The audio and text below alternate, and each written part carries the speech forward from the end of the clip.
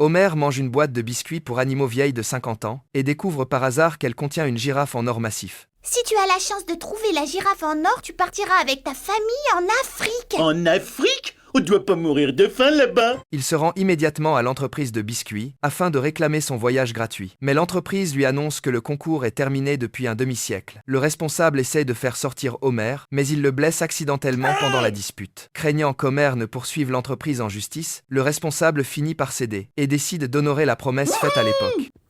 Monsieur, Oui? dans l'avion, j'ai besoin de 2 sièges pour mes jumelles. Ainsi, la famille Simpson prend l'avion pour se rendre en Tanzanie. Là-bas, un homme nommé Kiteng devient leur guide touristique. Comme la savane africaine est immense, ils mettent 3 heures avant d'arriver à leur hôtel. Mais cet hôtel est en réalité construit dans un arbre. Le propriétaire propose de porter leurs bagages, mais Homer insiste pour s'en charger lui-même.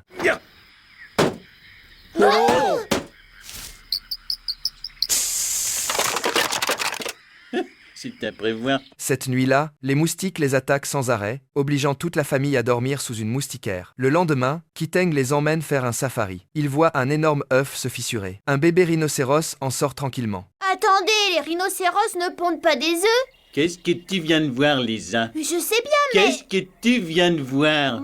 Puis, une girafe sort d'un trou dans le sol. Lisa reste complètement sans voix. Soudain, un guépard s'approche d'eux. Je croyais que ça courait vite, les guépards.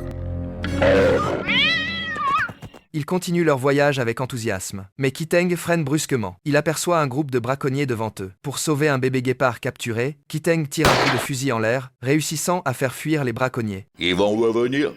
Ils ont oublié leur pantalon cargo.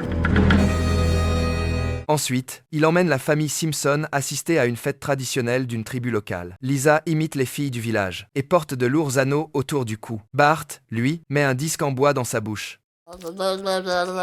La tribu organise une immense fête autour d'un feu de camp, et toute la famille Simpson s'amuse énormément. Quelques heures plus tard, Marge est complètement épuisée, mais Homer déborde toujours d'énergie. Il frappe joyeusement sur un tambour africain, jusqu'à ce qu'il réalise soudain qu'il est en train de taper sur les fesses d'un hippopotame. Furieux, l'hippopotame se met immédiatement à poursuivre Homer. Kiteng saute sur le dos de l'animal, et tente de le maîtriser, tout en criant à la famille Simpson de s'enfuir. Mais leur chemin est bloqué par une rivière déchaînée. Kiteng est éjecté du dos de l'hippopotame.